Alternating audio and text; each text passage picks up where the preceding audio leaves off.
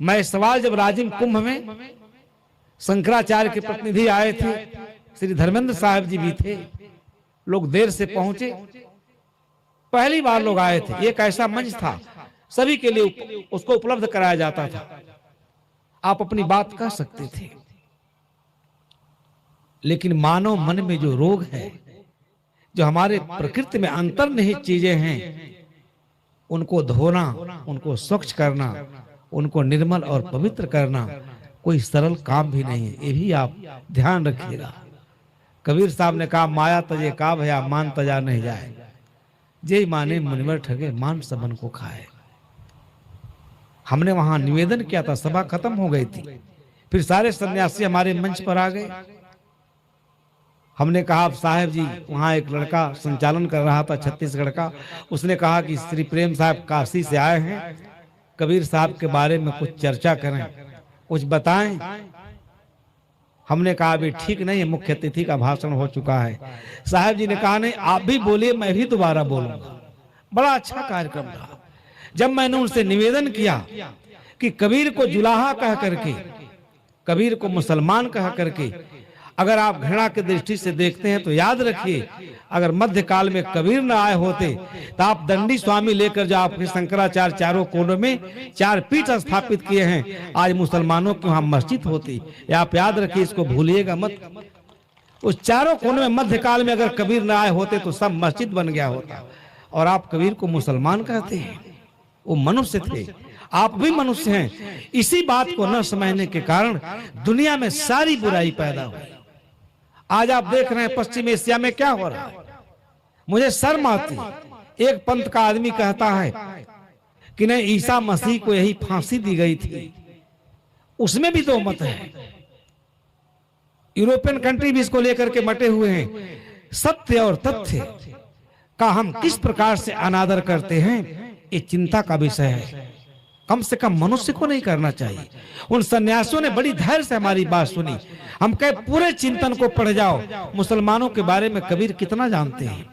वो तो जीवन पर हिंदू विचारणा में बैठ करके सत्संग करते रहे।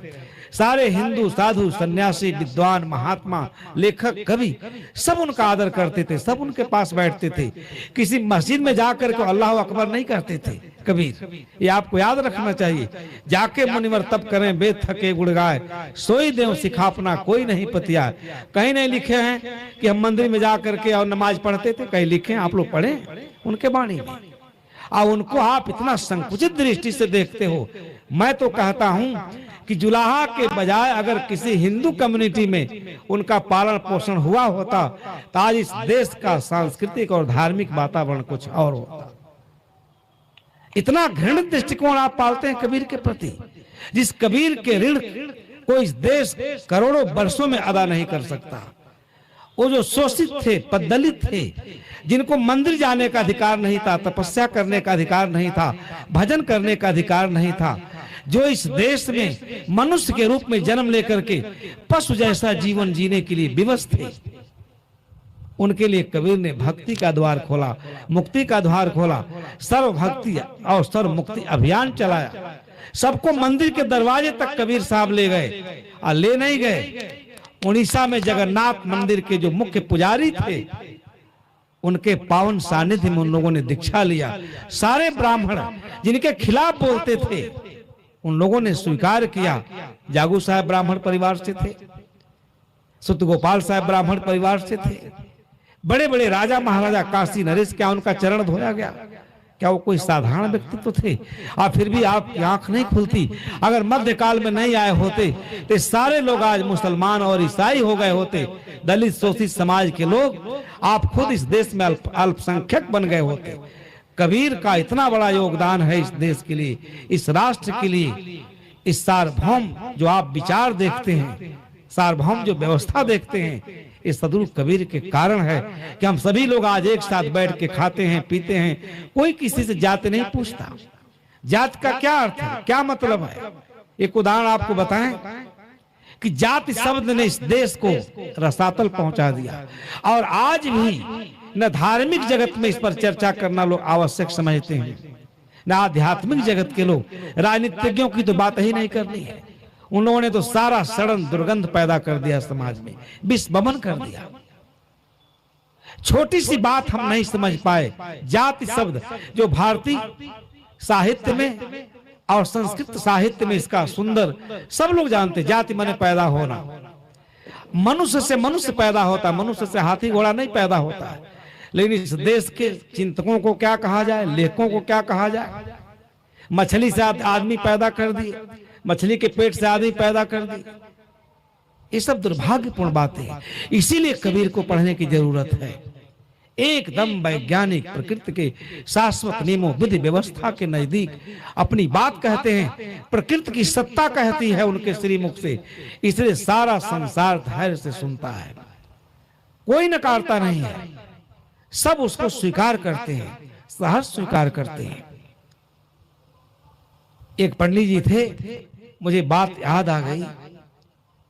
तो पंडित जी, आप जानते हैं घर में उनके कौन नौकर रहता था? हरिजन नौकर रहता था। वो खेत जोते, गेहूं धान पैदा करे, उसका मड़ाई करे, कटाई करे, तब तक वो अछूत नहीं है। आज जब घर में ले जाके रख दिया तो कहा तुम छूना मत, तुम अछूत हो गए। हमने अपने देश को और अपने लोगों को, अपने ही बंधु बांधवों के साथ कितना घृणित व्यवहार किया है, इसका मूल्यांकन कठिन है। उसके बीज आज भी दिखाई देते हैं, प्रबुद्ध लोगों के बीच में दिखाई देते हैं, पढ़े लिखे लोगों के बीच में दिखाई देते हैं। प्रोफेसर कहता फला विद्यार्थी इस जाति का, मैं उसको इतना नंबर नहीं दूंगा। वहां विद्या का क्या मूल्य रहा? इस जाति शब्द ने इस देश का इतना भयंकर नुकसान किया है। तो पंडित जी के घर में चमार एक हलवाहा था, महागरीब, बहुत पुराने जमाने की बात है।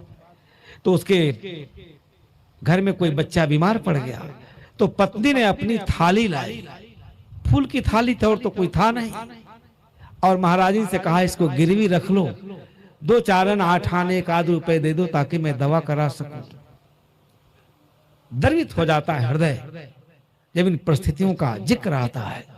कबीर साहब कैसे लड़े होंगे, हम लोग क्यों घबरा रहे हैं? घबराना नहीं चाहिए बंधुओं।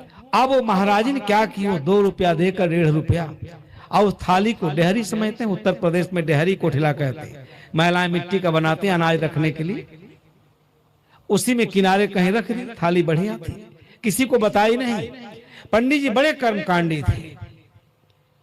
अब 2-4 दिन, सप्ताह दिन बीता, उनकी बहू रानी गई घर में, देखी बड़ी बढ़िया सुंदर थाली पड़ा हुआ है, और पिताजी को खराब थाली में हम लोग पारस करके देते हैं। वो बहू रानी आई, उस थाली को माज वाज के आप उसी में भोजन परोस करके पंडित जी को दे दिया। पंडित जी को क्या पता है कि हलवाए की थाली है। कई संस्मरण सुनाएंगे, आपकी आत्मा कांप जाएगी। एक सीओ अधिकारी ने बताया, सिद्धार्थनगर में बलिया कराने वाले थे, कि एक आदमी हमको बहुत बुलाता था, हमारे घर आइए भोजन करिए। ठाकुर था वो सिद्धार्थनगर में, बहुत आग्रह पर एक दिन चले गए। सारे सिपाही, कोई यादव था, कोई कुर्मी था, कोई किसी किसी जात का था। सीओ साहब ने कहा जल्दी भोजन कराओ। इंस्पेक्टर साहब भी साथ में थे, हमको रात में निकलना है, गश्त में निकलना है। और बेचारा क्या करे, सीओ साहब तो 80 कैटेगरी के थे, बाकी भिन्न भिन्न जातियों के लोग के थे। जब सीओ साहब डांटे तो उनको पारस का, जल्दी खिलाओ इन लोगों को, हम भी खा लेंगे। सब बैठ के खाने लगे। अब सिपाही इंस्पेक्टर खाए ना, अफसर नहीं खा रहा, हम कैसे खाएं? बहुत कस के डांटा उन्होंने, कहा जल्दी खिलाओ इन लोगों को, हम भी खा लेंगे, कुछ खा लेंगे। अब उसके घर में तो चमार के घर से थाली आएगी तब ना सीओ साहब खाएंगे। अब उस अपने हलवाए को भेजे, गया घर में, कोई बढ़िया थाली नहीं, वो दूसरे घर गया, तीसरे घर गया। अब लाते लाते देर हो गई, तब तक ये लोग खा लिए। थाली लाया तो कहते हैं सीओ साहब चलिए आप भी खा लीजिए। हलवाहा लेके आ रहा।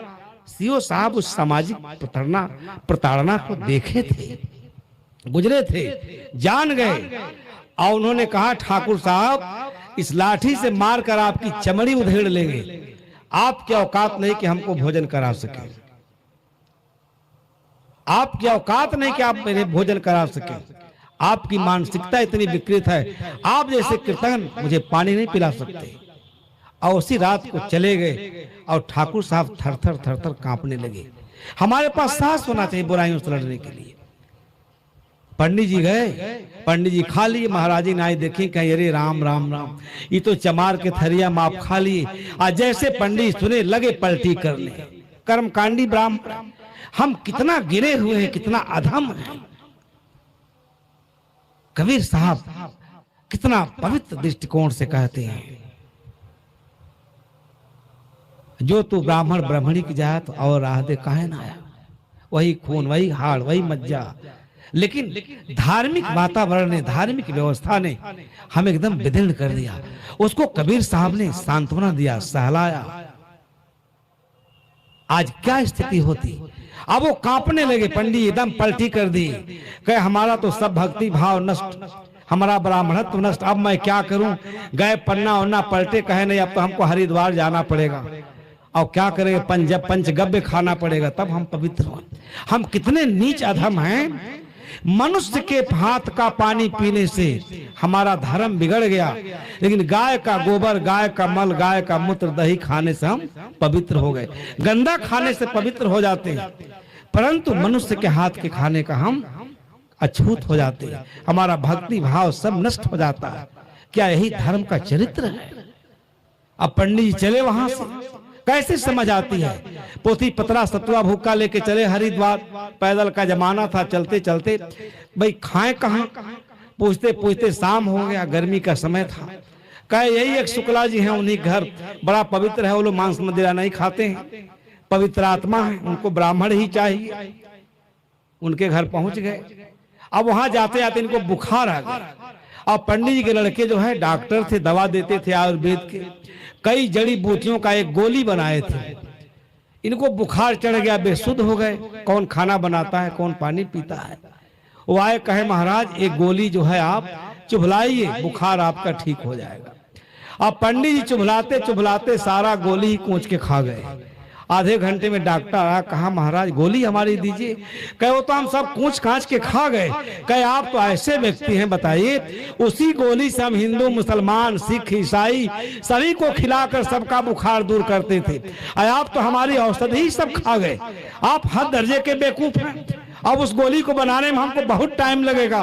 कहे सही बात, कहे इसमें डोम चमार शूद्र ईसाई मुसलमान सबका रोग सबका बुखार हम इसी से छुड़ाते हैं, आप तो हमारी दवाई खा गए। अब तो पंडित जी का सारा बुखार ही उतर गया। अब सुने कि हम तो आज हिंदू मुसलमान सिख ईसाई, वहां तो चमार के केवल थाली में खाए थे, यहाँ तो हम सबका जूठन खा लिए। अब किस गंगा में जाएं, कहाँ नहाएं, कैसे पवित्र हों। फिर लगे सोचने, खाए पिए नहीं। अब वहां से चले, दूसरे के यहाँ गए, क्या करें, इतनी ग्लानि। कहे चुपचाप रहे होते, घर पर न बताए होते तो आज हमारी दुर्दशा नहीं होती, केवल चमार तक ही सीमित होते, आए तो हम किसी जाति वर्ण के नहीं रहे। अब कहां जाए। शाम को चलते चलते पहुंचे कहां, हरिद्वार पहुंचे। फिर बड़े इत्मीनान से पूछने लगे। एक बड़े सुजोग ब्राह्मण थे, शास्त्रों के मर्मज्ञ, कर्मकांडी, ज्योतिष शास्त्र के, सभी शास्त्रों के मर्मज्ञ, बहुत ज्ञान की उनकी चर्चा थी, बड़ी कथा भागवत कहते थे, लेकिन दुष्चरित्र थे। अब दुष्चरित्रता में एक मुसलमानी से उनका संबंध था, उससे एक बच्चा हो गया। अब उसके कारण उनको इतना सामाजिक दबाव पड़ा कि मुसलमानी को अपने घर ले जाना पड़ा। अब इनको तो कुछ पता था नहीं। अब उनके घर गए, वहां गए, बनाए, खाए। दोनों शास्त्रों के मर्मज्ञ, दोनों ब्राह्मण अपनी अपनी बात कहने लगे। ये तो अपनी आप बीती सुनाए, वो पंडित जी का तो अपनी आप बीती सुनाने लायक भी नहीं था, वो सब छिपा के रहे। जब दोनों लोग एकदम शास्त्र चिंतन में मशगूल हो गए, महाराज हमारा पाप कैसे कटेगा, अब क्या करें। पहले केवल चमार का ही जूठा खाए थे, हम एक शुक्ला जी घर बैठे, वो हिंदू मुसलमान सिख ईसाई डोम चमार सबका जूठा खिला दिया। बताइए आपके शास्त्र में कोई विधान है। अब इस पर वो पन्ना पलट रहे थे, बता रहे थे, और तब तक उनकी मुसलमानी जो औरत थी सुन रही थी। देखिए तो बड़े विद्वान हैं, बड़े उदार हैं, सब जातियों का जूठन उठन खा के आए हमारे यहाँ। वो दौड़े दौड़े आई, कहीं महाराज पहले हमारे समस्या का समाधान करिए। देखिए पंडित जी से मैं मुसलमान ही हूँ, इनसे मेरे पास एक औलाद हो गया है, अब इसका बताइए सुन्नत करावे कि जनेऊ करावे, पहले आप बता के जाइए क्या करेंगे। पंडित जी एकदम माथा पीटने लगे। समय नहीं है, थोड़ा हंसा उसा देते हैं, हमारा तो दर्शन पर प्रवचन करने की आदत है। ये क्या है? पंडित जी एकदम हिल गए और कहे कि इस नालायक से अच्छा, उस नालायक से अच्छा, सबसे अच्छा तो हम खुद हैं। थरिया माज के खाए, उसमें कौन सा दोष था? एकदम अकल आ गई और कोई कर्मकांड नहीं कराए। कहे जहां जाएंगे हमसे अधम और पतित लोग हैं, अभी सबसे बढ़िया हैं, चल के अपने घर नहा धो लेंगे, हम पवित्र हो जाएंगे। अरे कोई गलती हो गई, कुछ खान पान गड़बड़ हो गया क्या? बचपन में यहाँ जो लोग बैठे हैं भगत हैं, ये भी शराब पिए होंगे, सुरती खाए होंगे, आज छोड़ दिए, ज्ञान हो गया, पवित्र हो गए। अब किसी से इतना घृणा करने की जरूरत क्या है? इस जाति सब ने इस देश को बर्बाद कर दिया, जहर घोला। और सारा सदगुरु कबीर साहब का सारा मूवमेंट, सारा आंदोलन इसी पर था। लगता समय भी हो गया, साहब जी का आशीर्वाद सुनना है। हम तो कुछ और कहने के लिए आए थे आपके बीच में, लेकिन कुछ और कहना पड़ा। ये हंसाने के लिए मैं नहीं कहा, ये आए दिन होता है। आज भी कई ब्राह्मणों को हम लोगों ने देखा कि जा करके दुकान पर